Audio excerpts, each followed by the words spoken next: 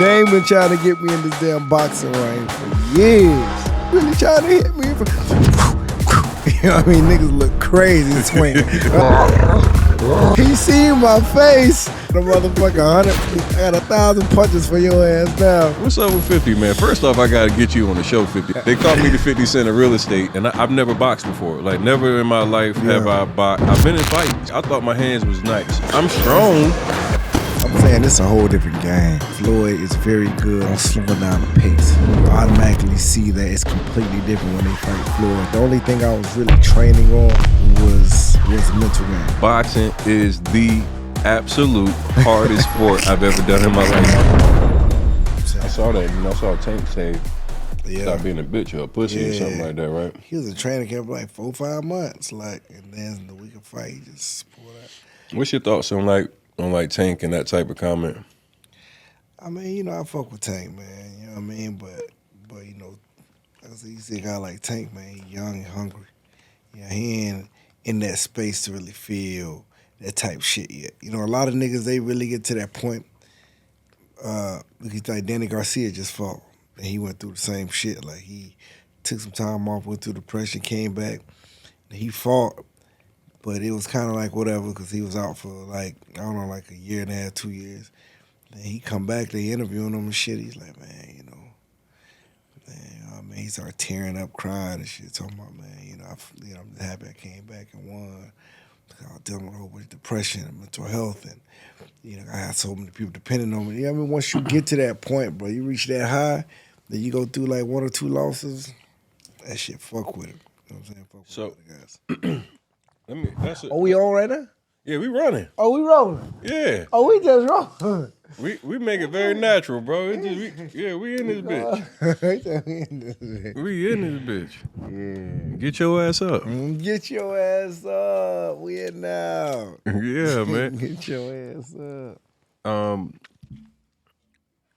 First and foremost, I let y'all eavesdrop in on us, man. This has been a conversation with my dog, man. I met this brother actually through social media. He sent me a message, and we connected, and then it started off just working on some business stuff. You were interested in just like the online marketing piece, and start talking to you, man. I'm like, man, this is a pretty cool brother, man.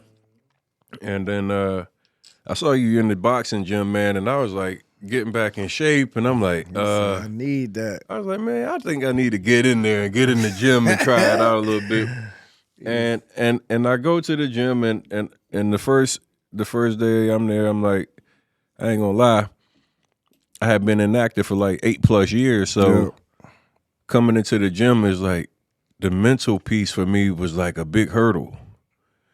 It was like, I know I want to start working and getting better, and it's always intimidating to start from places that you should be well beyond. Facts.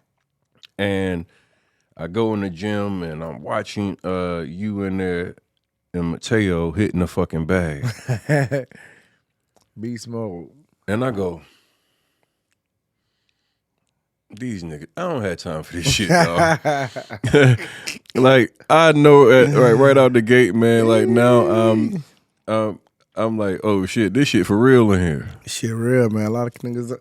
I mean, like I say with you, when it comes down to it, you say you want to come in. Of course, I get a lot of cats that say they want to come in and get some work and start getting into it. But that boxing work is different. You know what I'm saying? It's a whole different type of.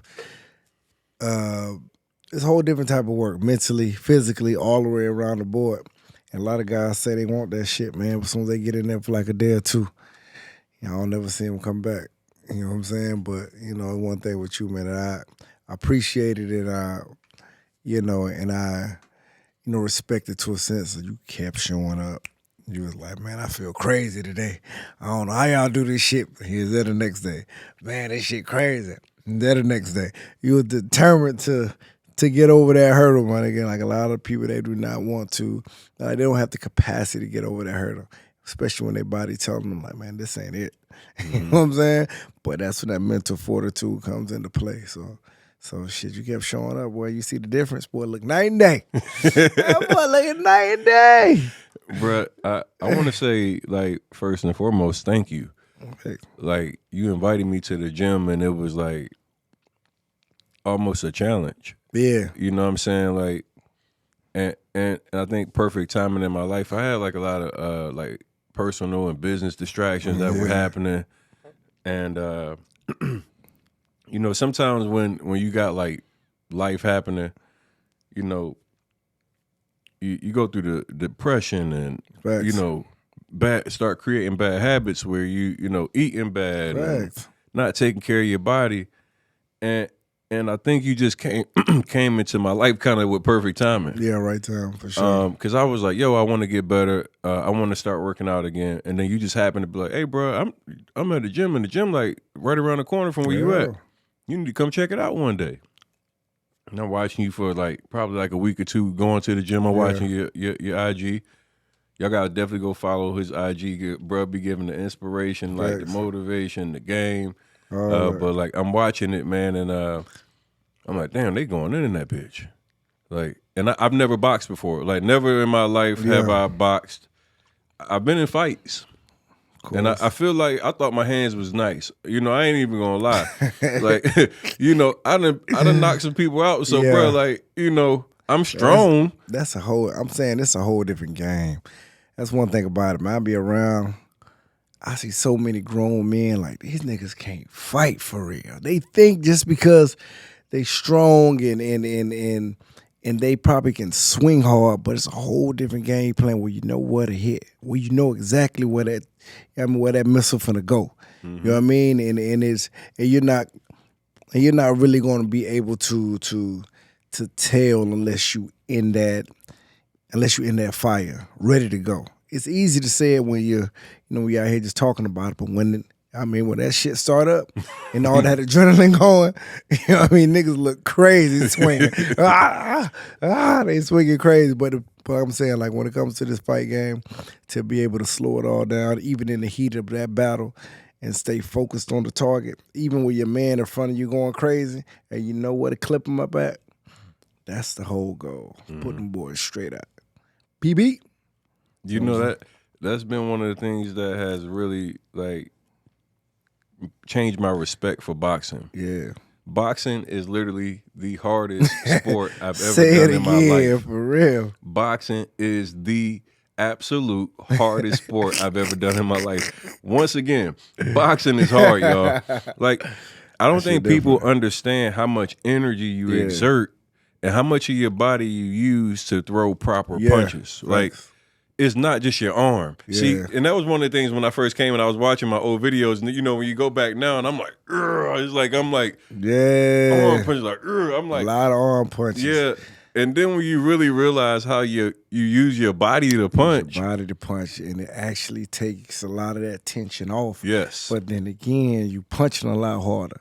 You know what I mean? You're able to throw it with a lot more of that, velocity. Once you just calm it down and you just have the knowledge and knowing how to move your body the right type of way and to, twist your torso and move your legs the right type of way, you ain't got to exert too much in it. That's why you go out here in the streets.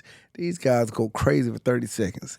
Dead ass tired. Looking crazy. Let me tell you. Looking crazy. Jason puts me on he's got the body shield on. Yeah.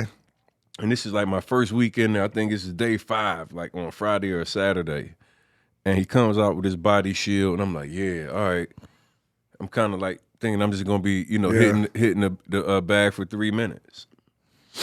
Get in there, walk up, jab, boom. He just kept coming forward. I jab again, boom. The body shield beats. He just keep coming forward. Then I'm like, all right, he backing me down. Let me try to move around. Boom, boom. Yeah. No air. That shit take it out of you. Bruh. I was like, my arms felt like they was 2,000 pounds. Legs heavy, everything. I look back, we still had 2 minutes and 45 seconds left. Bro, we still had 2 minutes and 45 seconds. It was less than 15 seconds that had went by. And I was completely gassed. And that's when I realized that this shit was harder than I expected, and my conditioning was nowhere near where it needed to be to be able to defend myself. Right. And I think, as men, we should always feel safe and confident that we can defend ourselves and protect our families and things of that nature. Yeah. And I know just recently, I just saw you just launched a new program. Yeah, I just launched a new program. Like I said, they've been trying to get me to do this thing for years. You know what I mean? Of course, I've been moving around, moving and shaking. But this is something that I think, just like you said, I think it's very important that man, woman, and child to be able to. Of course, this program is going to get you in great shape because we believe that just like the boxing, fitness is just on a whole other level, especially getting it from an, top elite, world champion. But I just think to be able to have that piece to just have in your back pocket always, you walk around with a different type of sense of confidence, knowing that you can protect your lady, knowing that, if your kids know what they doing, just in case somebody jump on daddy, the kids coming with it. Hey. You know what I mean? Like, that's how we was growing up in my house. Everybody knew how to throw down. My dad, he was an MMA guy. Me, I was a boxer. My other brothers, they was jiu-jitsu fighters. My little sisters, they were national jiu-jitsu champions. Everybody around town, just in Central Florida area, period. They knew that, if anything went down, the whole family getting at it. Whole family getting at it. You know what I'm saying? I just think that people need to be able to take that in and understand how important that is, especially when it comes to, everything happening in the world right now, so much crazy shit. Every day. But to be able to stay in your house, just to be in your house and be able to get this program and to be able to get in great shape while learning how to throw your hands properly. I think it's the best thing on the market. I think it's the only thing like this on the market, man. SquareUpFitness.com, man. Y'all holler at it. Yeah, I think you're head on with how the confidence grows once you know how to do this, right? And when I remember when I put up my first post punching on the bag. Yeah. Everybody in the comment section got something to say. They joking and they got, they thing. Go ahead. And I told the people, I was like, listen, I'm gonna go to the professionals. Everybody pro. I don't want to negotiate and hear somebody that watched YouTube and never been in the ring give me advice on how to fight properly. Yeah. So I was like, yo, I'm gonna go holler at Andre. Fact. I'm posting the video just thinking I'm looking sharp on IG, gets me grind up. And then I said, you know what? Let me get my ass in boxer and let me go see Andre. Yeah. And I get in there, bro, and then you start showing me. You didn't even charge me at first. You just like, nah, bro, like, come on in here. You just like, yo, come on. Yeah. Get in the ring. You teach me my jab. My shit look. I still got the video. It looked terrible. We're gonna put the cuts in. Bro. We're gonna put the cuts in for you guys to be able to see it. But my shit, like when I go back and look at it, it was awful. Like I was like, golly, man, I didn't realize how bad my jab was, and I'm thinking I'm sharp. And then, like you said, I put in that consistent work, and I'm showing up, and then I'm doing even the work outside the gym at home. Yeah. And before you know it, like everything is coming together, and it's getting like the punches come together. The knowing how to position my body comes better. Sitting down on my punches and those things like make you feel so much more confident. So much more confident, bro. That's a good feeling to be like, yo, if I was in something right now, somebody in trouble. Yeah, for sure. Like I say, it's nothing like it. Like I have friends of mine now. Still, they mess with me about it. Like if I go to a concert, I go to a restaurant, I go to a club. And my homeboys like, man, how I feel, bro? I know what you mean. Knowing that you can knock everybody in this bitch the fuck out. You know what I'm saying?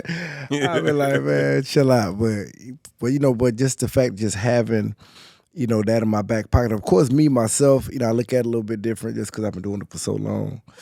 You know what I'm saying? So I understand, what I can do. So it's kind of like I kind of lay back from all the type of bullshit because I know if I go that way, it's gonna be bad. You know what I'm saying? It's gonna be real bad. You know what I'm saying? Hey, look, hold on though. You talk all that shit, bro, but Dame tap that nugget a little bit, man. Dame ain't do nothing. First off, Bro, Mr. I Dash. seen the video, dog. Hey, look, Dame tapped you in hey, look, he got you like twice, bro. This nigga Dame been trying to get me in the ring for so long. I finally get in the ring with him. Make sure you put that cut in. Make sure you put the whole cut in so we see the whole thing now. Yeah, I'm gonna you make sure you give me the whole cut. Make sure you get the whole cut. The whole Let's see what happened. Dame been trying to get me in this damn boxing ring for years. I don't know what's wrong with these old niggas. They want to still feel like they got something. I'm in LA. He pull up on me. I think Cam was there. I think a few other cats was there. And he got he got the whole bag. Like, he got all the gloves. He just went to just buy all his shit the day before. He ready. I'm like, what is this? Come on, Bert. Come on. I'm like, all right, man. Let me just give him a round or something like that. Like, as soon as the bell rung, bro, he came straight at me.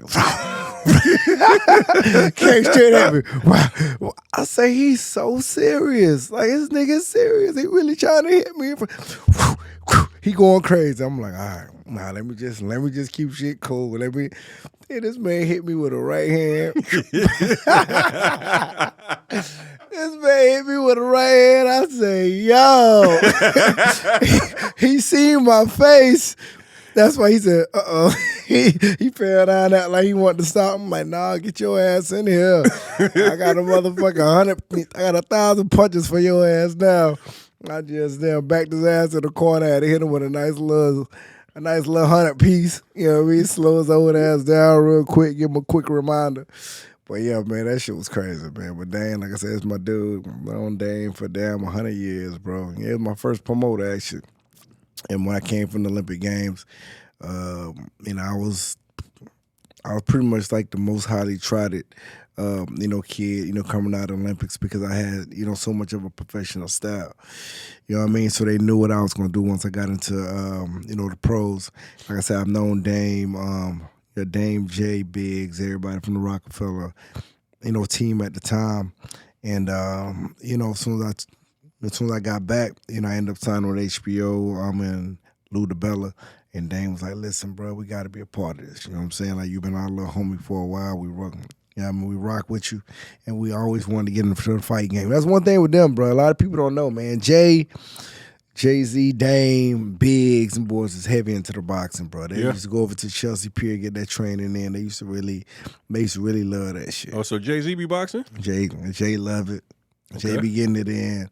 And like I said, Dame, he definitely be trained on the right. He still does. Dame posting that shit in the story. Hey, Dame, you gotta chill with some of them joints. Dame need to relax, man. You old now, man. Relax. You hitting that shit, man. Keith, was it you, Keith, that was like, what?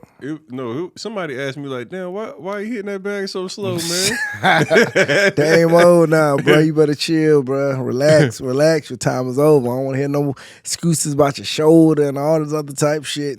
It's done. Lay down, relax. You know what I'm saying? I got mad respect for Dame, man. Dame, you actually connected me with Dame. Thanks. And, when I tell you, bro, is like super solid and, just reaches out and gives advice, telling me things that I needed to hear or already knew, but it just like a piece of reassurance. Coming from somebody with so much experience, man, I really appreciate Dame. Yeah, I appreciate you connecting us, man. And like that. That's a solid brother for real. Yeah, man. Dame different, man. And it's funny, man. We spoke the other day, and like for so much heat that he used to go through back then. Because like I said, I was running around with them when I was probably 19. When 1920s were, when that shit was heavy. You know what I mean? Rockefeller, Bad Boy, Murder Inc. We was running around with it all out out there in New York. It was heavy back then. But he used to always speak and always push this entrepreneurship even back then. Mm-hmm. You know what I'm saying? So for Dame to sit back and see everything kind of come full circle. Now everybody speaks more about the independence and just being an entrepreneur, taking everything into your own hands and just being your own boss. Right. You know what I'm saying? This is the type of shit Dame was talking about 15, 20 years ago, he took a lot of slack for that because guys didn't know how to think outside the box. They didn't know how to think outside of like the big corporations. You understand what I'm saying? And really taking their shit in their own hands and move with it. But he been talking that shit for a long time. So it's dope to see how everything coming back together for him, man. We be having these conversations. I mean, he definitely a trailblazer for damn sure. Yeah, and like, I feel like when I listen to him speak, like I identify with him in so many ways, even with the business mindset. He's also like super out there with some of his shit because he's like he's a very forward thinker. Like, man, like I'm impressed with, like, man, having the conversations with him. I'm like, damn, like this bro like really smart. Like people disrespect Dame, man. Like a lot of people don't put enough respect That's on. What I'm like saying. He's almost he's like really too smart for his own good. Almost. That's why it seemed like it looks like, like I said, even back then, just seeing him, it seems like they was like really trying to punish him because they was like, he too smart for his own good, nigga. Like, relax. Yeah, I mean, he knew what he had with Jay and the team and everything else, and he just ain't take no shit. And niggas was like, all right, listen, man, we're in a good position. Like, just chill. But he just like, man, he was just barking, bro. And he just knew what he wanted. And he just knew what he wanted, man. And he never was quiet about it. He never held his tongue about shit. And I think that's what made a lot of things really, really shaky for him because, as soon as the situation, happened, with him and Jay, now niggas can really like, all right, try to ice, Dame out since he ain't have, top dog anymore. So, I mean, it is what it is. But shit, he's still there. Still making noise, man. Still out here making noise, bro. I think something that I really was impressed by is like, first off, how highly he spoke of you, and then like, the things he said about you, like just he's like how like relationship wise he if he has a relationship, it's a meaningful relationship. Right. And it's one that like he has for years. Talk about y'all's friendship, man. Like, a lot of people, give him like such a bad name. Yeah. Like, I think more people want to hear like, what do you get when you get Dame Dash? Who is he to you? I mean, of course, I know Dame.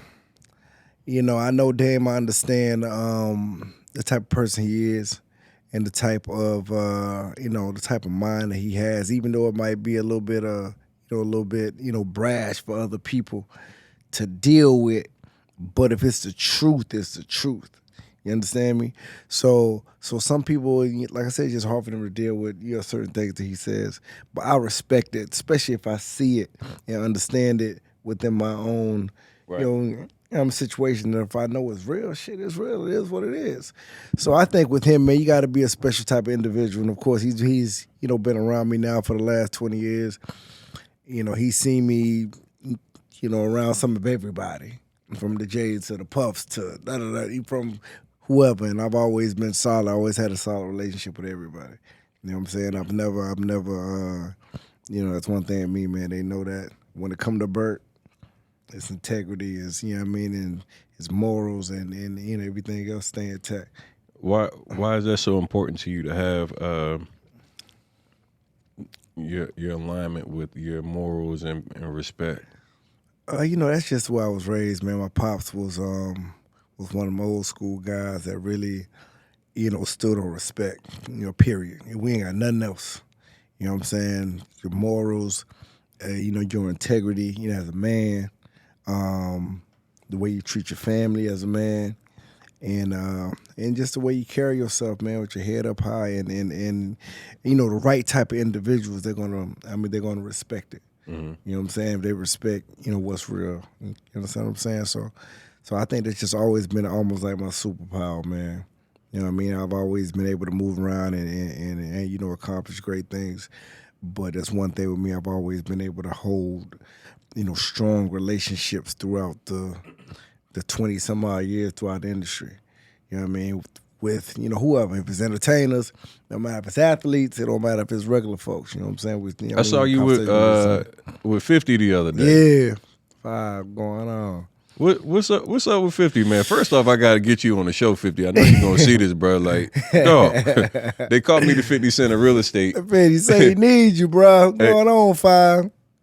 But you got relationships with guys that typically seem to be like misunderstood or looked at in like a light of being aggressive or whatever, but like because you rock with these guys. Yeah, because I come from that. You know what I mean? And they always say like real recognize real. Like I'm a pit bull for real. Like I grew up in that. You know what I mean? So I understand that type of energy. You understand? I got that energy too when it's time. Right. So they respect that. They see it. They know I don't play any of the industry games. The conversation stay the same. My face stays the same. I ain't been switch it up for nobody. And same thing with 5, man. Like I met him years and years ago, but then again, just for us meeting just that one time, he seen, how solid I was just as a person, and we always should stay connected, and everything's always been genuine. It's a little different being a boxer, right? Y'all got like the like everybody is attracted to boxing. Love it, yeah. And it's like the gladiator type shit, man. Y'all come out from the back with the lights off and you got your hoodie on. It's a whole different what's the name, right? Yeah. And so many people from so many walks of life love boxing. Yeah. But what is it really like walking into the ring knowing you about to fight the greatest boxer of all time? No, Floyd. First I'm gonna speak about your first point on that. You say everybody loves boxing, and I think when it comes to this fight game, I got a chance to meet some of everybody from whoever, from the billionaires to just regular people. I really believe they love the game so much because, just like you said, it goes back to the true essence of man. You know what I'm saying? To be able to go and just compete against another man in front of the whole world. Not too many people can do that. It doesn't matter how much money you have. It doesn't matter how successful you are. But that vibrato of being a true man, to be able to do that, that's still something that people want. It's still something that if you're rich or if you do anything else, people low-key envy. Mm-hmm. You know what I mean? Like, to a sense. So I think that we get a lot of love because we're able to do something like that a lot of people can't do. But to go back to before you answer that, hold on. Who is the one person you met that you was like, God dang, yo, that's crazy. I just met. Man, I don't know. Oh shit. Oh man. Who made you fan out or be like, dang, yo? No, man. Because I got so much of the shit so early. You know what I'm saying? Fucking with them boys out of New York. Jay was always a good one. You know what? Beyonce is dope. She's ill. That would probably be my fan moment. Yeah, that was just because that was just something different, and as a man, I don't really try to fan out over men too much. But as a female, all right, cool, dope. And I just seen her again for my birthday. She came out to see me. I was out in Houston giving out a whole bunch of stuff for the people when they had a hurricane relief probably like 2 years ago. So that was dope to see her again. That's what's up. Yeah. Met the Queen Bee. Yeah, I gotta show you. Yeah, I gotta show you shit, man. That's dope. Yeah. Oh yeah, that's hard. Yeah. Nah. But now. Oh yeah, go ahead. Go ahead, your turn, brother. Now we walking into the arena. Give these people a taste of this. We walking into the arena. I'm about to fight the undefeated greatest boxer of all time. That's what they say.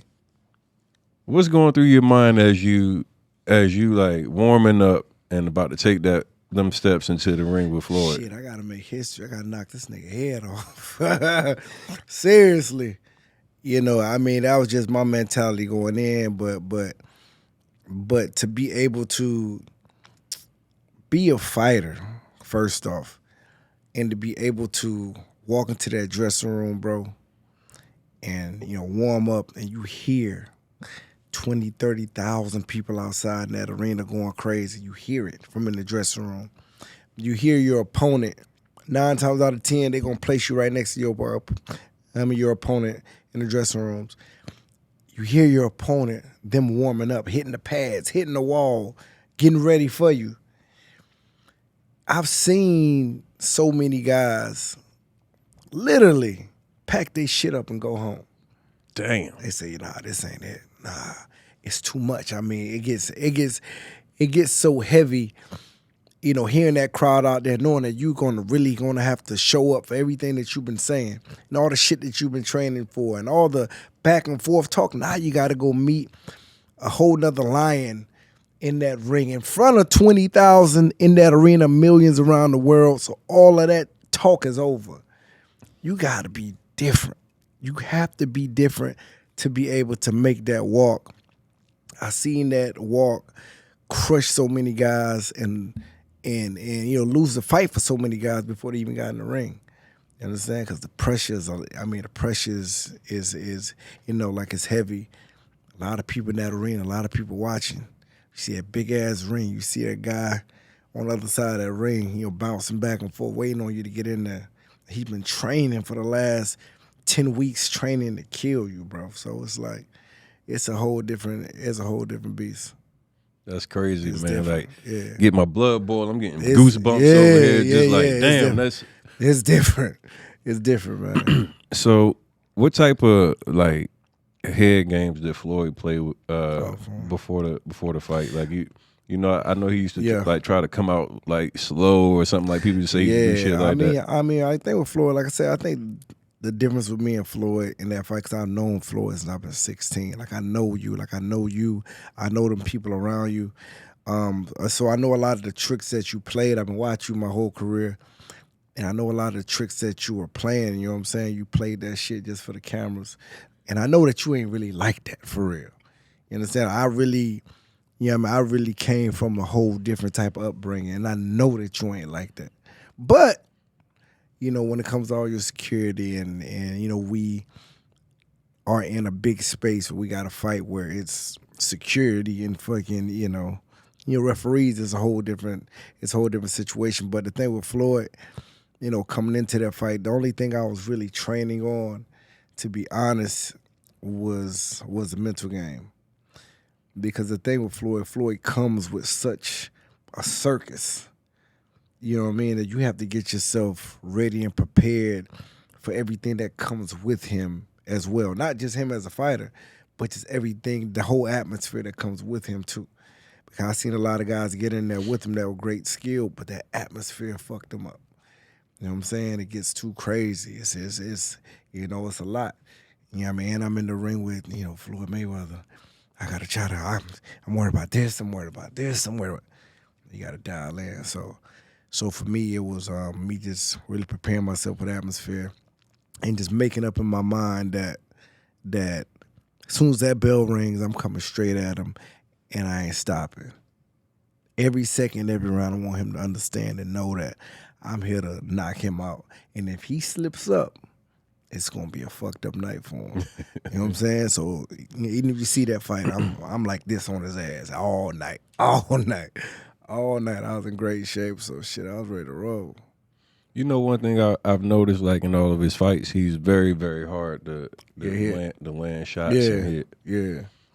Is the Philly shell just that difficult, or is it Floyd in general?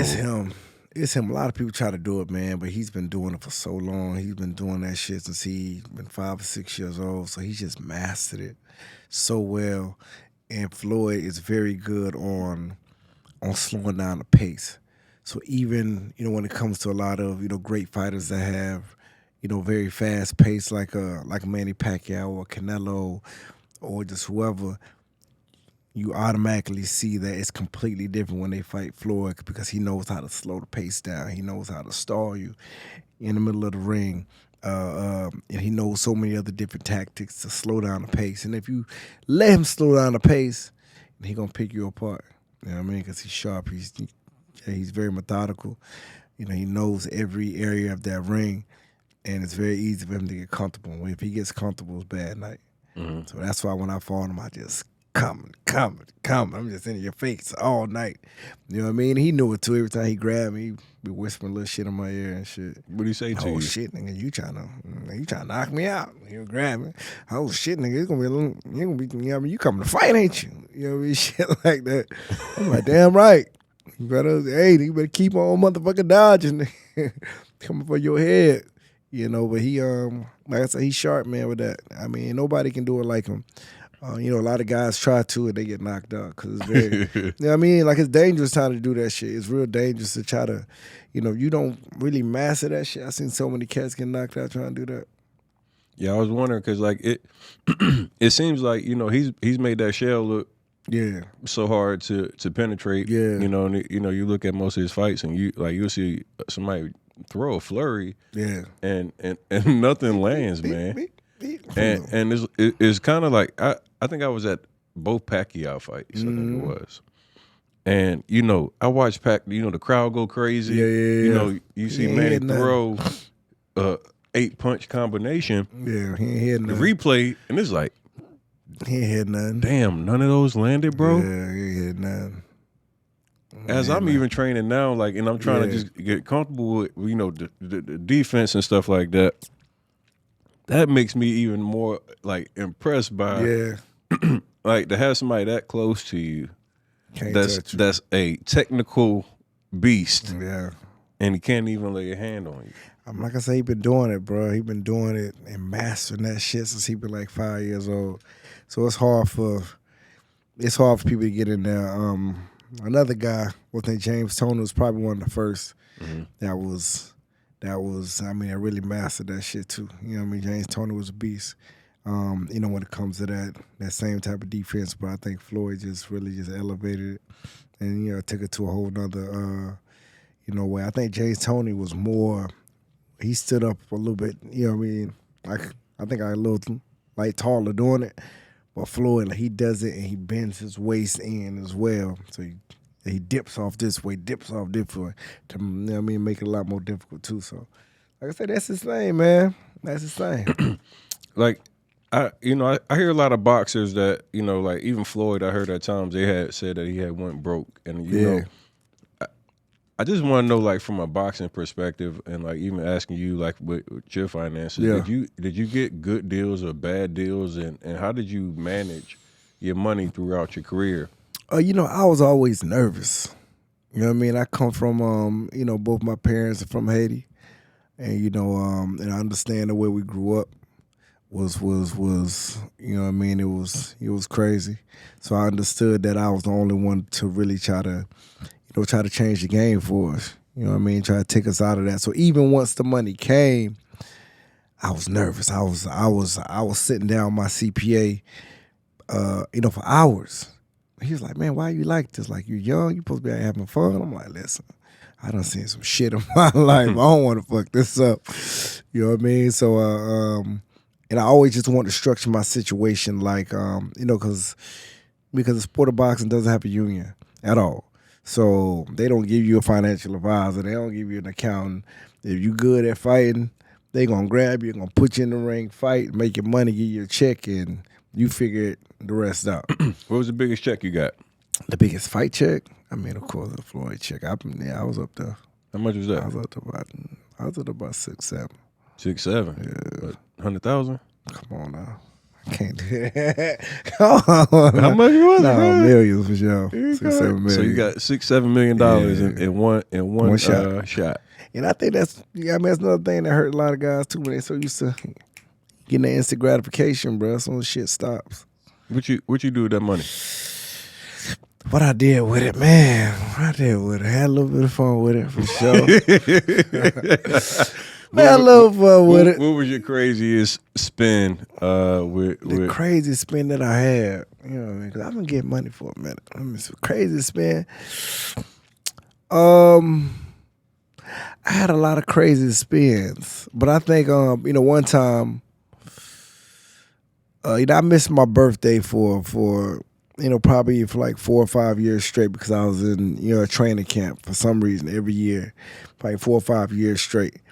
I said, you know what, man, you know, next time I don't it's my birthday and I ain't got no training camp. I'm going crazy. And I did this birthday tour, and I'm still wore out from it. This shit was, I don't know, 6-7 years ago. I did a birthday tour from Orlando, Miami, Atlanta, Houston, New York, Vegas, LA. I did all of them in about a week and a half with all my partners. I mean, I filled it up. We had like 20 people, like 20 people, and they were bringing girls with them. Girls would just meet at the club, whatever. Boom, just put them on the plane. We going. I'm paying for everything. Everybody in the hotel rooms. Everybody got Sprinter vans, and we went crazy. I blew it quick. I think I blew about 200. Blew about 200 like in a week and a half. I mean, just acted up, but I was done after that, man. That shit wore me out. Damn. Yeah, I'm talking about. Yeah, that was a wild week and a half, bro. Week and a half. You was living life, huh? That shit was crazy. Yeah, we had a good time, bro. How did that feel coming from like where you from, man? I know you say you come from a very poor area. I mean, a lot of my partners, man. Like all the, like everybody kind of went with me. We had that mentality that as soon as we make, we gotta take our homies with us. So, a lot of my partners now, of course, they're a little older now. They got kids, and they shit's a little different. But still, when I come around, it's the only thing they can talk about. Like that was like the highlight of their lives. Me being able to, them being able to come to the fights and fucking just like stay in big ass suites and have crazy ass parties and women and shit on the highest level that they never think that they'll reach in Vegas and Miami and fucking Dubai, wherever I'm at. I'm taking 15, 20 partners and and these niggas from the hood ain't never seen nothing. But to be able just to live that life, man, it was dope to do. That's what's up, man. It was dope to do for a minute.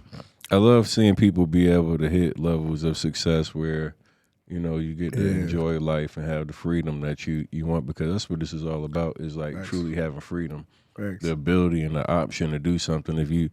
And the money is a big deal, but I think like having the money to give you the freedom is like the biggest piece. That's the biggest piece. Facts. Like this can be personal, business, or whatever. Like, what's one regret you have in your life that you kind of like hold on?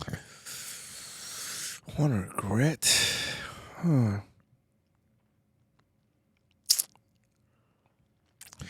don't know, man. I can't really say I have too many regrets, man. I think I made some bad decisions, but certain regrets, I can't say they're regrets because better situations came out of those situations once they happened.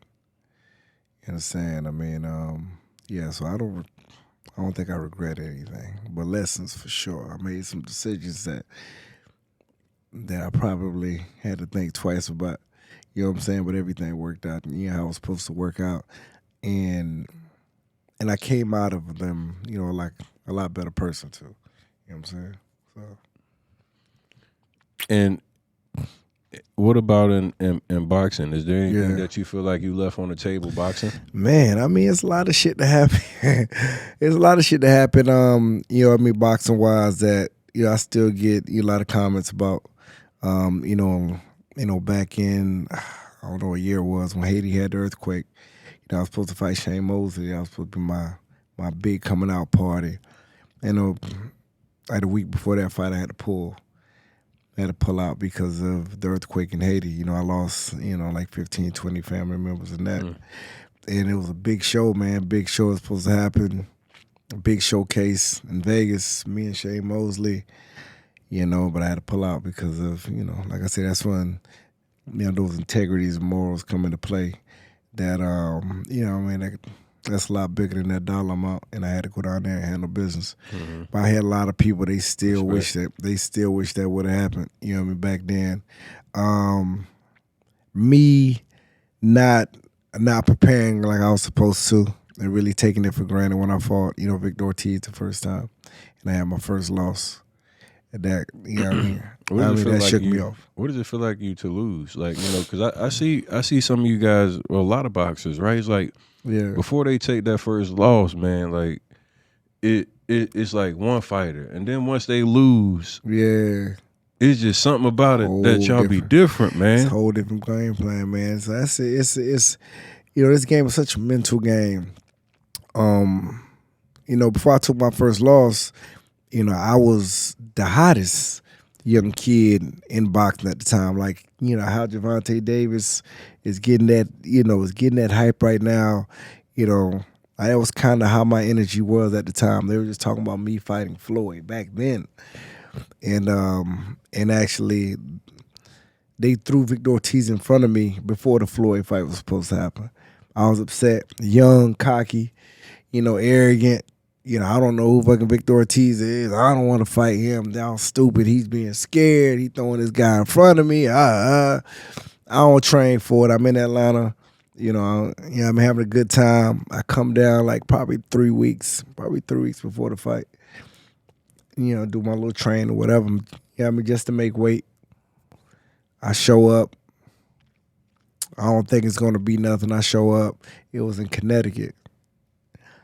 I show up at the fight. That's the first time that I actually went into a fight nervous the first time because I knew I wasn't really prepared. And that was one of my powers because I knew that I can just get in shape like a dog and I couldn't get tired. You know what I mean? And that wasn't the case. I remember walking out to the ring and something told me to look off to the right. I see Floyd. I see 50. I see all of them come. They flew all the way to Connecticut for this fight. Sitting front row, Al Heyman, all the guys from HBO. I'm like, oh, shit. And I see Victor Ortiz on the other side of the ring. Looked like a completely different person of what I seen, like last year when he lost. He fucking bouncing up inside the ring, looking like he was a mad dog, just ready to get it. I'm like, fuck. I'm like, damn, it's going to be a tough night. And shit, it played out how it played out. I mean, shit, it was an amazing fight. Of course, it was a classic. It was a fight of the year. It was a fight that a lot of people, say that's still their favorite fight now to this day. But I took my first L. So why the fuck didn't you prepare, man? Man, just I really got in cocky mode then, man. That's what I don't get with boxers, man. Like y'all be was having cocky it, dog, mode. and then it just. You got all this shit going on. This crazy. is the only thing that you got to do. The only dog. thing you got to do.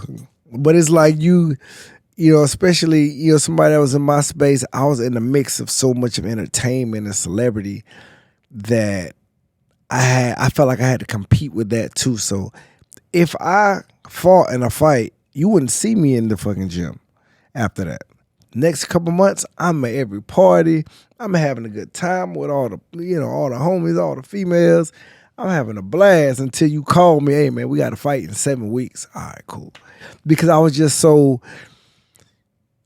confident in my skills, too. And I knew that, okay, nigga, I can get in shape like in 3-4 weeks. And I know I'm strong as hell. I know that once I get in shape, nobody can touch. Like, it was so much of cocky confidence. You really just started kind of, just like taking your gift for granted. You know what I mean? And shit, that shit cost me. It cost me bad. Because the same people that you wanted, their love and their acceptance, you want all of them to know who you are because you want to be a superstar so bad. Mm-hmm. As soon as you take that L, you want to hide from all of it. You want to hide from all of it. I wanted just to have a fucking hoodie over my head. I remember walking through the airport, a hoodie over my head, my family around me. I don't want nobody to see. I felt like everybody seen this fight because it was so big because I took that loss. I went back home and so I locked myself in the house. It was on ESPN. It was on Sports Center. It was in the newspaper at the house. You know what I mean? It was to a point that I hopped on a plane like a few days after, took my brother, my 2 cousins with me. I flew to Bali. I've never been there, never known anything about it, but I wanted to go somewhere that I knew that nobody knew me. I knew that if I walked around, nobody knew who I was. I can get a little bit of peace because it was so crazy. You know what I'm saying? And like I say, man, like the mental peace, I just wanted just to hide from the world at the time. Would you say like you went through like a depression or Oh, what? heavy. What was it?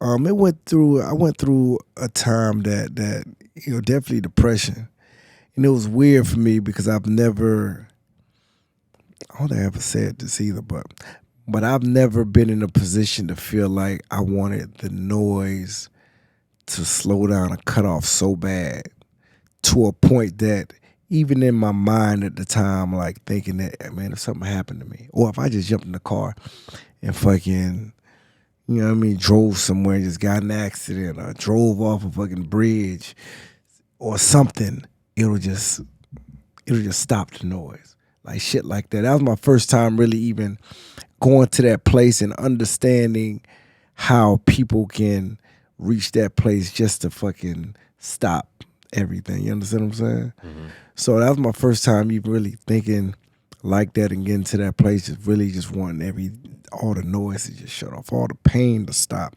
all of the talking, all of the criticism, everything that I was pulling for to get that validation. Wanted that shit to just cut the fuck off at the time. So yeah, it was a deep depression, I think, at the time. And then after that, I just really just had to make my way. I had to try to make my way back up, but it was more of a mental battle than anything else. This is one of the things I like talking about because it's real, right? Yeah. We go through life and we get knocked down. Sometimes like it's mentally. Sometimes like in boxing, it could be physically. It could be taking a loss, having a breakup, or anything like where you go through all the emotion and a letdown of something that like meant so much to you. Yeah. To me, like I want to know, like, how did you handle getting over that doubt and that feeling of wanting to give up?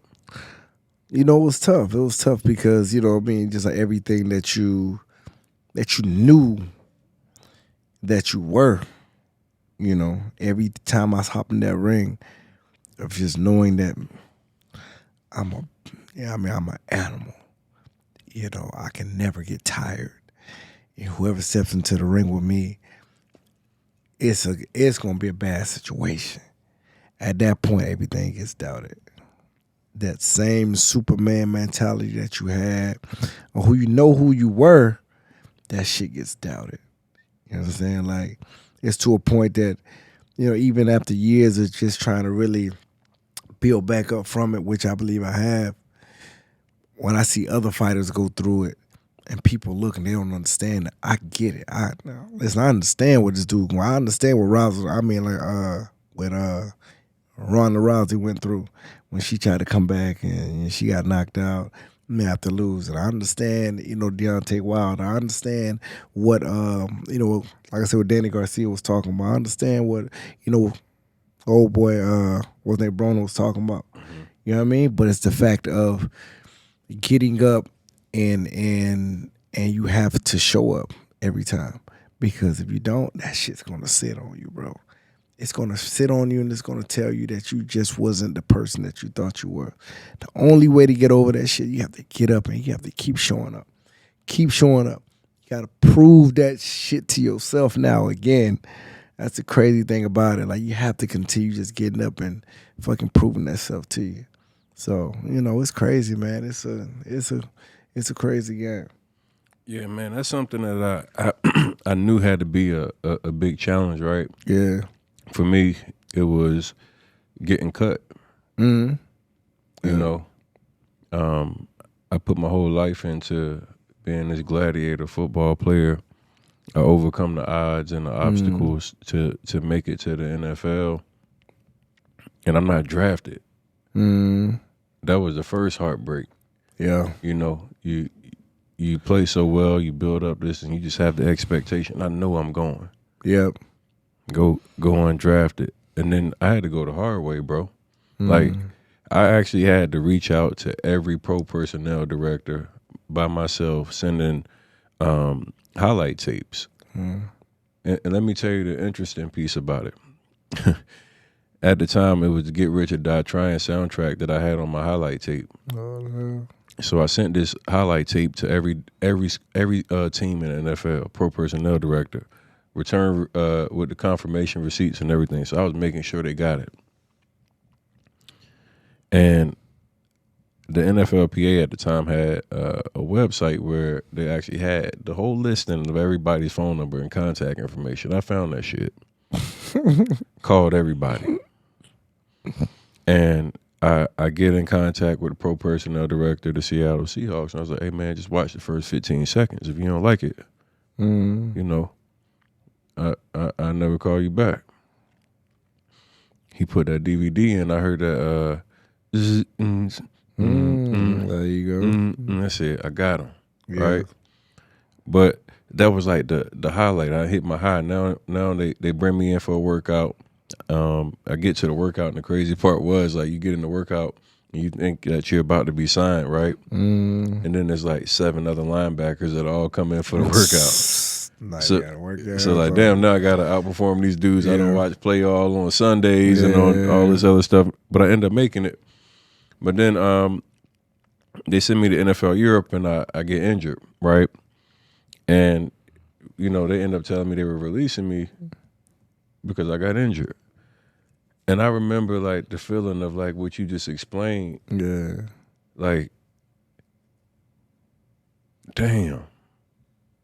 I don't even want nobody to see me, bro. Yeah. Like, if I could just melt right now and just disappear, like, Be like that. I don't want to tell my mom. I felt like I had let everybody down, even though it was, like, out of my control. Yeah. It's the feeling of, like, this is everything that we work for. Yeah. This is what defined us for our entire life. Like, to have that mindset of a gladiator, to be like, I'm unstoppable. Yeah. Nobody can stop me. And then for the very first time to be now doubting everything that you've ever known. Yes, sir. Everything that you've loved. Yes, sir. Like, see, I get it, because, like, some people like never experienced the thrill. Like, bro, I was one of those guys that, like, I really was like that. Yeah. So like the adrenaline I got from making a big hit or making a game saving play or whatever. Yeah. And then they know somebody just told me you're no longer good enough, or we're no longer going to use you anymore. Yeah. And now you just want to evaporate. Yeah.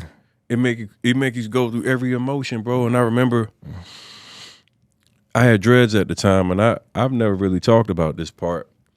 I cut my hair. I didn't want to be anything like where you was. who I was. Yeah. And my dreads had defined me for so long. It was like, to get that pressure that I felt like I had on me, man, like, of wanting to chase the game. And, like, I've had so many of my old teammates and my friends that, you know, they never made it, but they always became like workout warriors, and they were always trying to work out and go to the next camp and the next camp and the next camp and chasing the dream.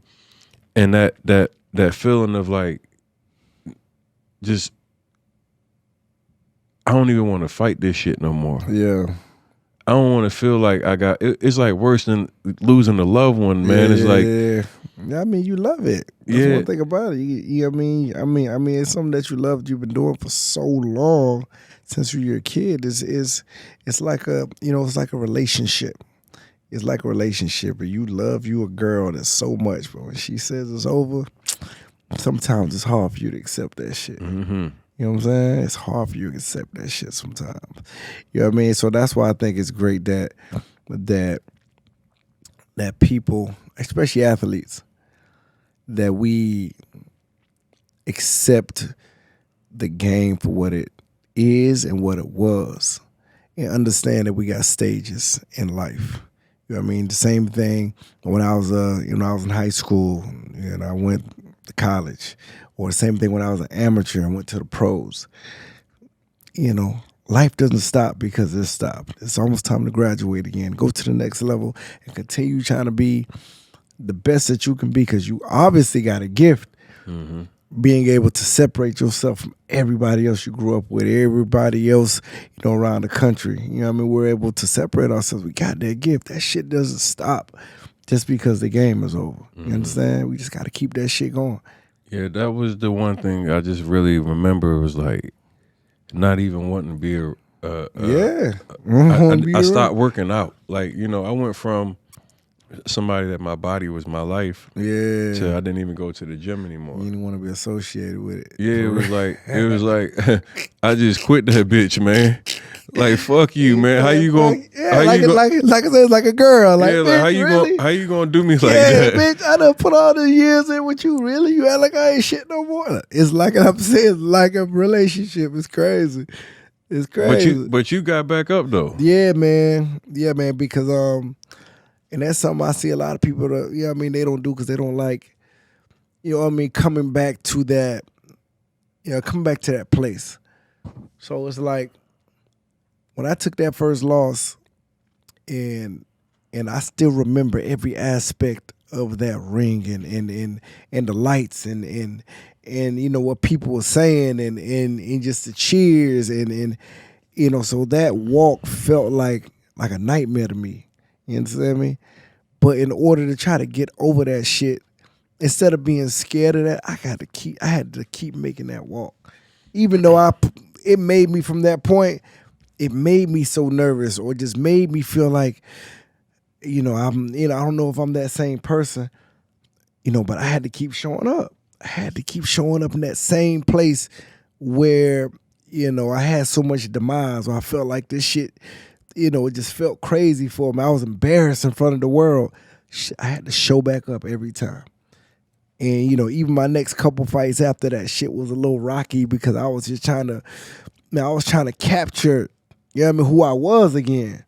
You know what I mean? But the only way to figure that out, the only way the devil's going to move out the way, the only way mentally you're going to reprogram yourself to say that, man, you that motherfucking dude, because I'm going to keep showing up. I'm going to keep showing up. You're going to have to keep on seeing me. I'm going to keep swinging like a motherfucker. If I get knocked out, I get knocked out, but you're going to see me again.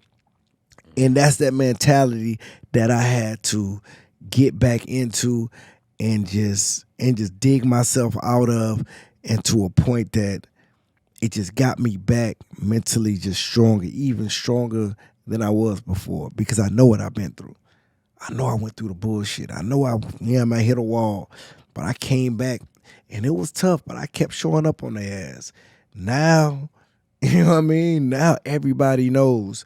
You know what I mean? Everybody knows, and I know, most importantly, that you got to have a motherfucking semi-truck to run me over, because I'm going to keep on showing up and I'm going to swing like a motherfucker every trip. You know what I'm saying? So that's the way you got to get through life, bro, because life going to knock you down. Life going to, you know what I'm saying? Life going to serve you a lot of different ways. But the only way that shit is going to get out the way and make way for you is if you keep showing up. Keep showing up. Keep showing up, ready to go again. Ready to scrap again. So how was your preparation going into the next fight with Ortiz? Sure, night and day. Night and day. When I fought Ortiz again, bro, because that situation sat on me and loomed over my career, loomed over me for like 5 years before we fought again. That was a situation that people continue to bring up. That was a situation that after that fight, it fucked up a lot of shit, for me, just career-wise, getting through a lot of the mental hurdles of trying to get to where I needed to be. That fight with Floyd went to this person, went to that person. Went to Ortiz after he beat me, went to Guerrero, went to, a lot of other people. Do you feel like that cost you money? I mean, of course everybody want to get the bag quick, but I still end up getting the bag. You know what I mean? So regardless, of course I think it probably could have been a lot bigger of a fight, back then if it happened. Because because I was undefeated, I was that young hot star. You know what I mean? Probably would have been more money on the table, maybe, I don't know. But like I said, everything come in time, and then and just regardless, shit, I was still getting paid, still getting my bag in between. So I don't know, it probably came right in time. If I would have got that bag that early, I probably would have fucked it up. I would have fucked all of it off. You know what I'm saying? So what's the the life after boxing like for you now? Are you done? Man, you know that's the crazy thing about it. People ask me that all the time, bro. I haven't officially retired. I still get calls and I talk to, my manager on a regular day basis. Still get calls from Showtime, talking about, maybe getting back in there for, one or two more. I don't know. We're working on something big too. I'll tell you about later. But I don't know. I think I'm just really just in a space, right now that now I'm a fan at just making every level of life, dope. For me, it was in high school. I was the fucking homecoming king, prom king of high school. I went to the Olympics, as an amateur. I went to the top level like that. To me in my mind, as a professional fighter, I went to the top of that. Being able to win world titles, being able to, be able to fight Floyd at the highest level. And now this other stage, I feel like a lot of people, a lot of athletes, we have a ceiling, after our careers are done. Yeah, the career's done, man. That was my high point. You know what I'm saying? And shit is what it is. But I just feel like I want to get to that high point in this other side when it comes to business and entrepreneurship as well too. So that's where my new drive comes at now. It feels like it's a whole new game for me. It's definitely a whole new It's game. a whole new, like I said, me and you talk about this shit all the Yeah. time. Me just really trying to get, me just trying to get my feet wet. Me just seeing new players. A lot of different entrepreneurs that are heavy in the space, and I'm asking for advice, and I feel like it's a whole new game, but it keeps me excited at the same time. Yeah, man. Like I tell you all the time, like once you lock in and learn the online marketing and digital piece, it's a very lucrative lifestyle, and digital products are something that just unbelievable. You don't have to repeat yourself, but you can touch a lot of people. Yeah. And that's been something that I really have excelled at, man. It's made my life a lot easier. That boy been eating, man. Hey, y'all listen. Y'all don't let this boy try to keep it toned down. This guy been eating heavy. Look at him. I'm trying to tell you. Hey, man, it's been very lucrative. It's been something that it's helped me better my life, but it helped me help a lot of people change their lives as well. From employing people to my family, and even the community, and being able to make donations and do some of the things I've been able to do, man. So I'm definitely grateful for, learning how to use the social media just for not just for like entertainment, but to make money and help other people at the same time. For sure have. Listen. You ran up a couple M's, we did a little something, some M&M's. Nah, you been doing this thing, man. I've been sitting back watching for a nice little bit. I'm like, all right, he been doing this thing for a minute. I see a lot of guys, man, a lot of guys that I talk to, a lot of the big guys in the space too, you know what I'm saying? They definitely always bring your name up, when it comes to a lot of, shit, just even them, getting into the space, you kind of, kind of set the stage for a lot of that too. So it's cool. It's dope to see it. And I just been, I've been learning and trying to just continue to make, life after, for me, it was life after football, and then life after, working as a corporate employee to being a boss and my own entrepreneur, man. And I think that's been one of the greatest blessings, is being able to be my own boss and the life that it allows you to live, and the choices that you have because you've been able to get that financial freedom and stability, man. And then like even like relationships that you build, like when you make more money, you can have better relationships. Of course. And you get in rooms with people that are making money, and being around people that got money just facilitates more money in your life. Right. And bro, like you put me in a room with Dame, and I'm much appreciative of that. Like that's a big deal for me, man. Like I think doing it without any expectation, doing it just out of love, man. I think that's why I think your relationships that you have, we talked about it earlier, last so long, man, because you're just a genuine good guy. I'm telling y'all right now, if you haven't already done it, click the link at the bottom of this video. Go to squaredupfitness.com. Yeah, I appreciate that. And get yourself together, man. He's got the whole from nutritional program to getting in training. Get training and getting yourself right. This is what it's all about: being able to have the confidence. And I'm gonna show you guys some before and after of just what I was like. So y'all can, you can see, facts. Putting in the work and being consistent will be amazing, man. I was about 24% body fat before I started training. I'm down to like 11% body fat right now. I'm looking like I'm about to go back in the league, man. I got people walking up to me talking about, bro, you trying to make a comeback? Yeah. I got people looking at me in boxer asking me if I'm a pro boxer. I'm like, yo, what the fuck? Like, I was like, it kind of like, Greg Hardy walks up to me. He's like, damn, bro, you a pro? There you go. Like, this motherfucker been doing MMA and all that shit, and he's looking at me thinking I'm telling you, bro. Like I say, the shit coming together, bro. That shit was night and day. Action man. Shit was night and day. Night and day. I'm like, yo, okay. It took you a couple weeks, but I seen that shit coming together, flowing. I was like, man, listen, only thing you need is that consistency, bro. That's it. Night and day when you walked in the gym, man, Bert, man, these niggas trying, man. I need to, yeah. Niggas talking crazy.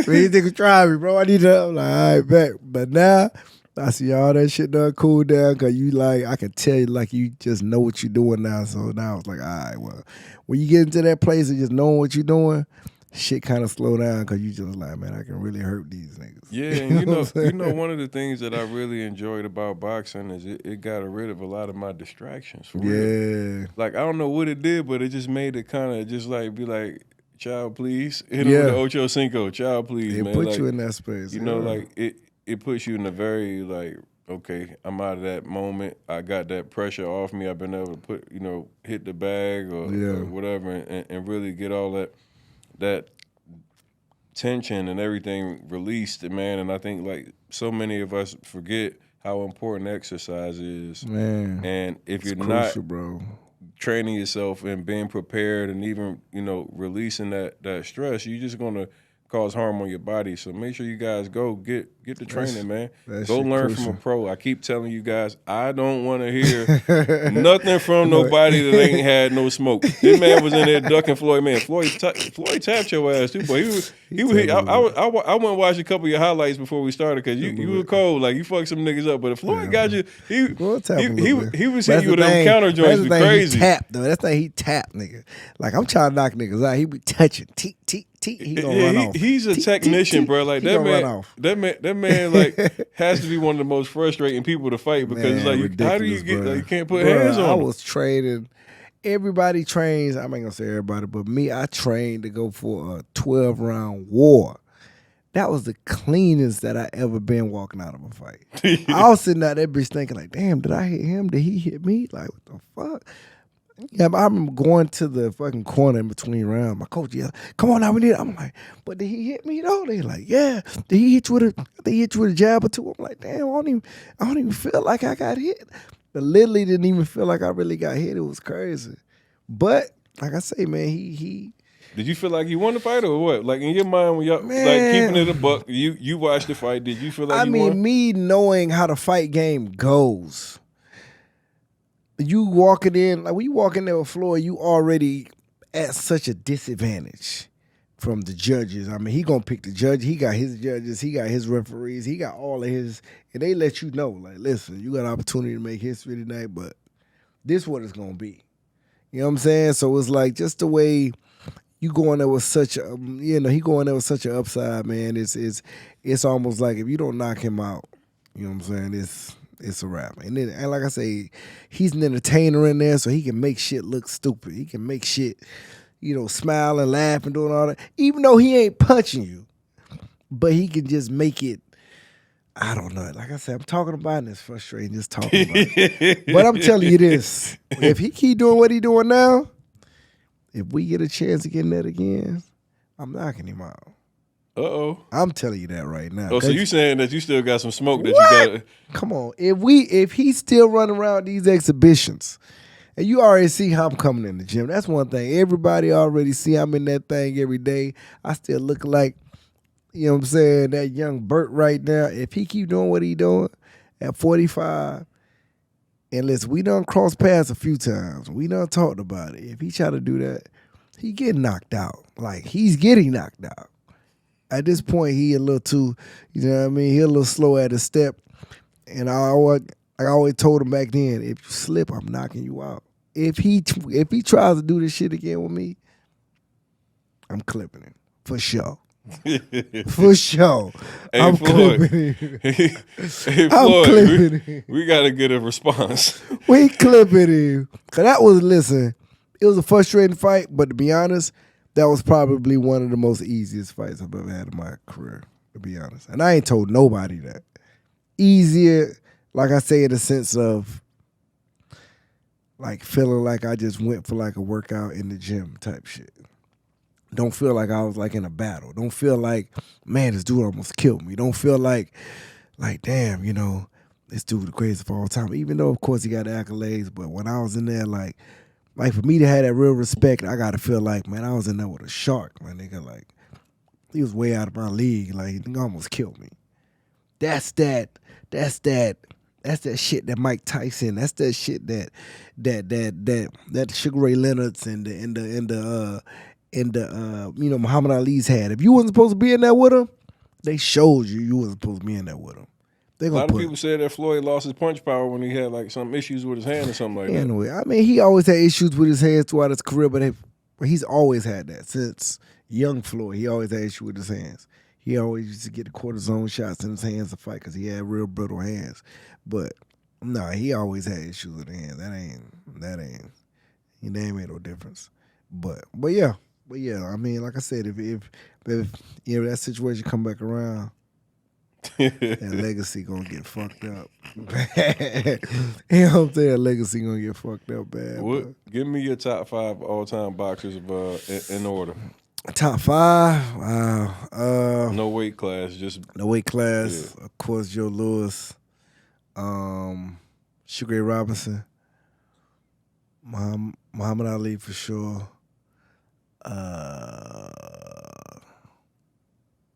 Marvin Hagler. I was a big Marvin Hagler fan. And of course, you know, Mike Tyson. I think you know, like for me now, my signature punch, my uppercut has always been, you know, my signature punch, which everybody knows. And, you know, I was a huge Mike Tyson fan growing up. That was probably like my 5 since I can't add nobody else. Yeah. Man, where Roy at? Roy a beast, bro. I'm getting tired. Listen, y'all, stop playing with Roy. Roy, my man too. Roy is still right now, point blank. Roy is still he is, to me, is the most athletically gifted boxer ever. Ever. The most athletic, gifted fighter ever. For somebody to have so much speed and agility and did a lot of shit wrong. No real boxing basic techniques.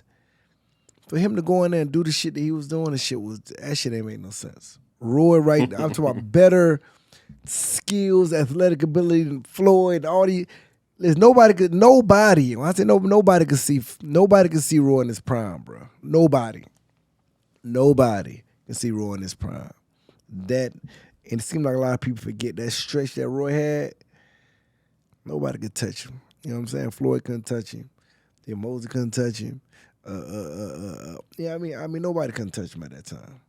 You know what I mean? He was too much. He was so confident with doing that shit. But somebody getting there ain't have his hands up. My man wasn't, his feet wasn't squared up the right way. Nigga barely had his hands up to protect his face. He did whatever he wanted. He'll jump over here, hit you with some more shit over here, he'll hit you with this over here. He do whatever he want, knock you out, put you up out of there. He was so gifted, bruh. Ain't nobody like him. Still now, nobody like him. Nobody like Roy. That's amazing, man. For I got real. a lot of respect for Roy. Yeah, Y'all must man. have forgot. Y'all must have forgot. You know Y'all what I mean? must have Pensacola, y'all must have forgot. Oh, so he a Florida boy Oh, too. yeah. So, what the fuck out here in this water, man? Y'all Florida got a lot of athletes. I was just with Edge last night. Listen, it's different, bro. Y'all got something in the water in Florida, bro. It's some legends that came out of Florida. My man T-Mac grew up with Murray Stoudemire, Ray Lewis. You know, all them boys, we from the same area. You know what I mean? Polk County. And we just got some monsters, man. We got some monster athletes for that. They got some something in the water out this mother, bro. God, y'all got some damn athletes out here. Damn right. Little mutants out this bitch. Nigga, that's that swamp water, bro. We drink that swamp water. Y'all drinking that bullshit. That swamp water different. Ninja Turtle head asses out here. Turtle head ass. These motherfuckers out here different, boy. Yeah. I mean, talking about legends, bro. Y'all got, damn, it's amazing, bro. That is absolutely insane. Florida is like definitely one of the states that athletes, just in general, football, sports, boxing. Y'all got a lot of hella athletes in Florida, man. It's a different vibe out here, man. Everybody trying to find a way out. You know what I'm saying? And everybody, just where we grew up, bro. It's just toughness. If you ain't with the shit, nigga, get it. You know what I mean? You get over there and go that way. You know what I'm saying? Everybody here, we got to be dogs. We got to just go. We just have to go get it. Change our situation, bro. Everybody was balls to the wall growing up. Everybody. That's amazing, dog. Like I think about the amount of great athletes, people that have come from here. Last night I was sitting down with the Edge. Oh my God. Edgerrin James, Hall of Fame running back, man. And, we got to talking about boxer. He's like, you know, that's a gym that Berto be at. Yeah. And then he started talking about, like, you know, same thing, man. You just get a lot of people that say really positive things about you. He talked really positive about you. And then he said he's going to come out and box with us next week. So is he? Yeah. All right, Edge, I hear you now. Come on down. Come on down, brother. I told him, I said, man, now, Edge, I'm just keeping it a buck with you, bro. This shit different. It's different, my boy. You ain't putting on no helmet. You ain't running them routes. It's different, my boy. You know what I'm saying? Shit different, Edge. Yeah, man. Them pads don't hit back, my boy. You know what I'm saying? Different. Yeah, shit different, bro. Nah, he need to get on down here, man. Get some of that work. Yeah, he said he right around the corner, too, so he close by. He right out the way. So, yeah, we need to get it in for sure. What are some things that you wish that somebody would ask you that they've asked you, that you probably just shit, man, people ask me about everything. I don't know. I got I got all the questions. You know, people used to go crazy. They didn't understand why. I used to get this question, you know, what I do during training camp. You know, what are my, things I like to do during training camp. And I used to tell people I watch the Food Network when I'm cutting weight. I watch the Food Network all through training camp. They say, why you punish yourself like that? I'm like, shit, I just love to see that shit. Even though I can't eat it. Bro. I just love to watch it and, go ahead and prepare my mind, you know what I mean, what I'm going to eat after this fight. You know what I mean? Write a nice little list now. You know what I'm saying? Run through that shit. Nigga watch your food while he hungry. You just train. make it. Nigga in there been watching it. Hungry as hell. You know what I'm saying? How much weight, like, do y'all actually gain from, like, after you do a cut to, like, is it typical, like, 5 pounds, 10 pounds? Typical about 10, 15. So what was your fight weight? A 147. So you weigh in, you try to get to 147. I weigh in at 147. Next day fight time, I'm about 165. 165? 160, 165. Dog. Yeah, it's like that, for real. That's crazy. Yeah, I know some guys, they put on 20 easy afterwards because we just constricting that body so much trying to make that weight. It just depends, but then again, it just depends on how good your training camp is. If you stay close to weight in between fights. A lot of fighters, man, they balloon up like a motherfucker. Like, they make weight and they go crazy. I mean, they be up 30, 40 pounds in between fights. A guy like Floyd is... he stay around his weight, but that's just naturally just him, though. You know what I'm saying? He walk around about 155. Mm-hmm. You know what I'm saying? So, like after weigh-in, shit, he damn near the same weight come fight time. But, I mean, he's a small dude. How much of a difference does that make in your fighting when you're able to cut and then like? I mean, like I said, it just depends. It just depends on how. It just depends on the athlete. If you come in too far overweight, it's a bad habit for guys that really spend all of training camp losing weight instead of working on technique. You know what I'm saying? So they're in training camp literally just to make weight, sparring, training with fucking trash bags on, all this other shit, really just to make weight, and that can definitely hurt you. I mean, it can hurt you. Instead of going into camp a decent, 10 pounds out, 12 pounds out, man, you're going to naturally cut it because you're working out 2-3 times a day, but you're working on technique. You're actually working on strategy, when it's time to fight. Right. So, so it just depends on the guy. Who's your favorite boxer right now? That you like to watch right now? I like a lot of young boys right now. Tank, Tank killing it. Javante Davis. I like Shakur Stevenson. Yeah, I got a chance to get some work with Shakur for my last fight actually. Sharp, man. He reminds me of like a young Floyd to a sense. You know what I mean? Or like a young Andre Ward, because he's still young, but he's very, very seasoned. When it comes to distance, when it comes to boxing technique. You know what I mean? He's still growing, so he's gonna sit. He's gonna fill out into like that real man power soon. But I can see him really just going just for years because you can't touch him, bro. He's sharp. I think Devin Haney is doing his thing right now. Teofimo Lopez. Yeah, a lot of young guys in that same weight class of 130, 140s right now. You know what I mean? I really like seeing right now. They hot.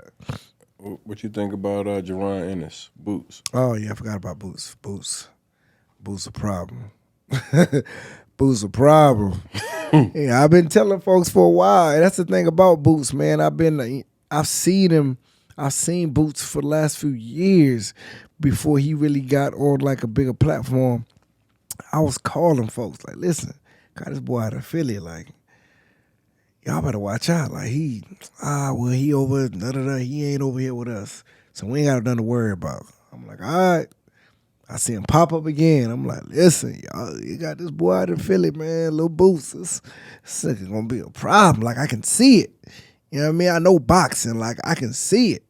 This boy got a big frame on him. He long arms, crazy, you know what I mean? Fight technique. And he's a dog. He can fight. Like he really loves to bite down and punch. You know what I mean? And he got technique with it. And he a damn gym rat. That's what make it the worst. You know what I mean? Like Gilly and Wallow, they'll hit me. They'll have me on FaceTime talking about Boots. I'm like, bruh, like this dude don't do nothing. He'll go fight. Next day he at the gym.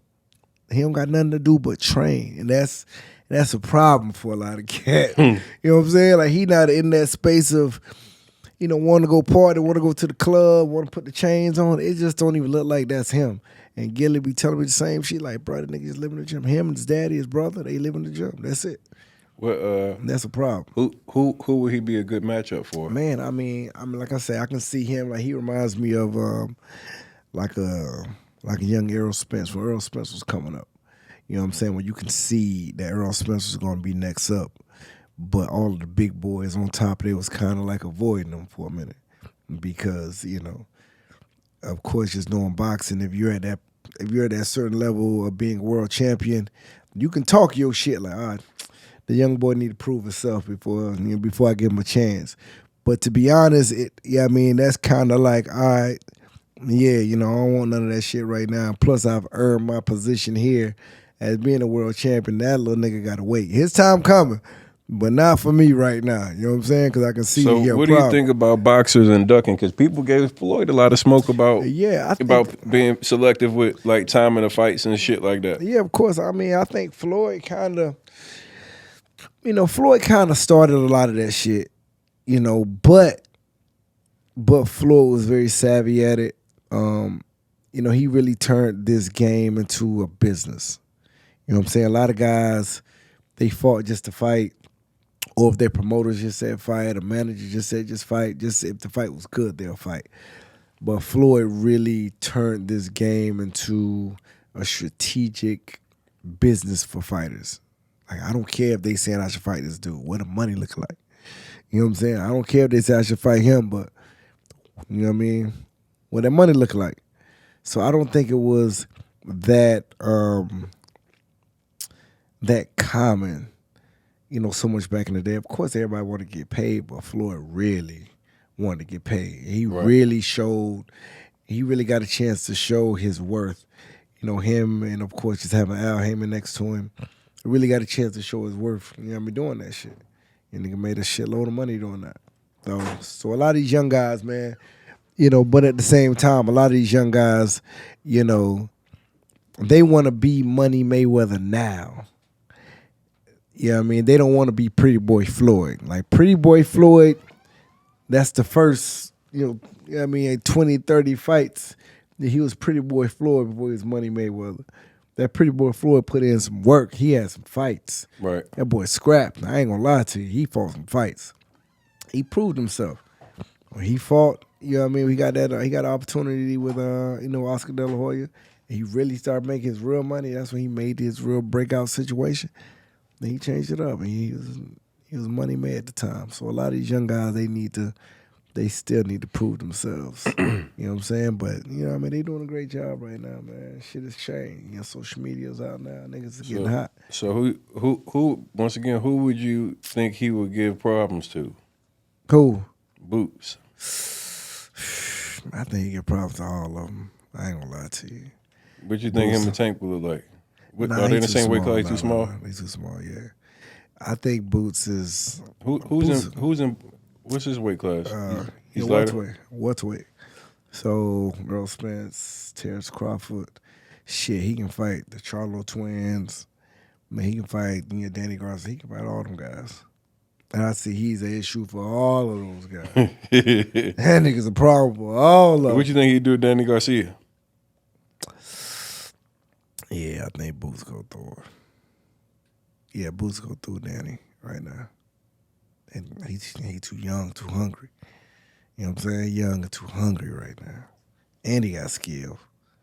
You know what I mean? Like him and, I love to see him and Spence when it's time, though.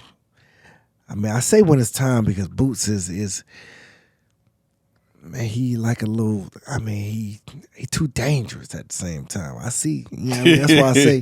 That's why I say when it's time. Because like I say, Spence, you know, he earned this position, get your money, do whatever you want to do. I mean, everybody needs to stay away from Boots for a little bit. You know what I'm saying? Like that's the way they need to stay away from a little bit. I mean, so it's hard for you to say, man, who you... So you saying Earl run?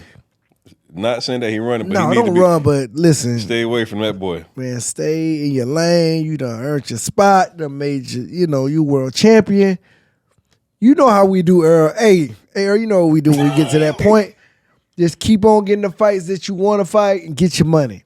But don't go down there. You don't need to go down there and fuck leave that boy alone. Yeah, not right now, man. You let him keep beating up everybody else, and unless they put that real check on the table, then it might be a situation. But and that's another thing too, man. When you have somebody like that that's that dangerous, but they don't bring the money with them too. So that's what, you know what I mean, that's a big issue as well. Mm-hmm. So Earl Spence or Terrence Crawford, none of them guys, I ain't gonna fight that little nigga dangerous as fuck. And you know what I mean? And he ain't gonna bring the check. So what the fuck I'm gonna fight him for? Mm-hmm. So, you know, I mean, so it's a big contrast when it comes to that, but his time is coming. You know what I'm saying? Tell him to keep knocking everybody out. You know, sooner or later his time gonna come. Sooner or later, one of them big boys gonna have to, you know, the promoters, managers, they gonna end up forcing them into fighting. We gonna wrap here in a second, man. Just talking about Boots, that nigga crazy. That nigga's something wrong with him, bro. I had Ocho Cinco had told me he went down there and trained with Boots in Philly for a minute. He was like talking about how many rounds and the rest that he have. Like he's like, man, he got like, I think he was like under 30 seconds or something like that. Yeah, he a gym rat, bro. Like, I mean, he's crazy, man. He's like, he just nonstop. When you got guys like that, and the fact that he's so young doing that shit, like it don't make no sense. You know what I mean? Like the nigga, like I be seeing this shit on his. So why is he not getting more more money behind him. Because eventually he's going to. But these guys, one thing about it too, I keep pushing, like, these guys need to use their social media. They need to promote themselves. They need to market themselves. Like I say, Boots is a problem in the fight game. People that know boxing know he's coming. But everything outside of that, they don't know Boots. Boots don't talk. Boots don't show no type of personality. He just a gym rat, and he go to fight and beat ass. You know what I'm saying? But right now, Floyd, of course, he's a great fighter, but he was a great marketer. You know what I'm saying? Like Tank, he don't really speak much, but it's the reason why they put Floyd with him at first, and they put so much other shit around him because he don't really talk much, but he knock niggas the fuck out. You know what I'm saying? Yes, man, and with Tank, he has a great following, when it comes to the entertainment system. When it comes to the entertainment world too, so he carried all that with him. So Boots just need to be a little bit more personable. Stay in the gym like he is and keep knocking them out. Like I say, sooner or later this time won't come because it's inevitable. That boy he's sick. Yeah, man. He's sick. He's sick. I get excited, man, because even being in the gym and I haven't started sparring or anything yet. Yeah. But just that confidence that you get when you get in there, man, and you start putting in that work and you can see your work come together, bro. Like, I'm at some point I'm gonna find somebody that want to jump in the ring with me. We gotta get you in there, man. I want to get me one of these influencer fights, man.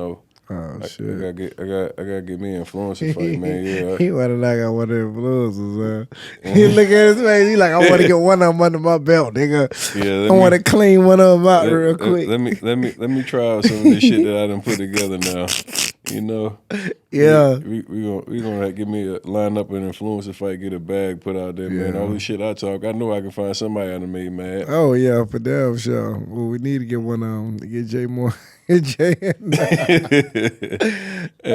I just got off the phone earlier with him 250. That boy losing that weight. Boy, that boy slimming up, boy. Yeah, I was hitting him up the other day. I'm like, boy, you looking good, boy. I told him get in the boxing so I can go get him in the ring for a little bit. Oh no, don't do him like that. He said, "No, you tripping, dog." He said, "You got that." No, I'm just playing. I'm just. That's slim. That's slim 500. That's what I told my nigga. No, he him 250. That nigga. Him 250. That nigga got cut in half for real. Yeah, he done cut in half. He went from 500 to 250. That's good for him. It is. I told him. I said, "That's good. Take care of yourself, man. We made this money, man, and we're gonna take care of our body, man. It's something." That nigga seen the videos you was putting out. My man say, "Fuck all that." Nah, I talked to him. He was losing his health a little bit. Yeah. And he said he had to realign his life. Yeah. I think sometimes we gotta get to those points. Have to, man. Have to, man. I'm happy to see him that way. Like I said, I talked to him the other day, man. He looking good. Looking good for real. I respect the grind, man. Yeah, for real. That fitness journey is something that I'm on right now. So yeah. I know what it takes, and I know the discipline and everything. Yeah. And it's a challenge. It's good shit. It's good to see it, man. Shout out to you, boy. Yes, sir. I appreciate you coming, man. Yes, sir. This is so dope, man. We want to make sure everybody go tapping with my guy Andre. Go make sure you go get your hands right. Go so you can square up if you have to, man. Yeah, for sure. Yeah, Better.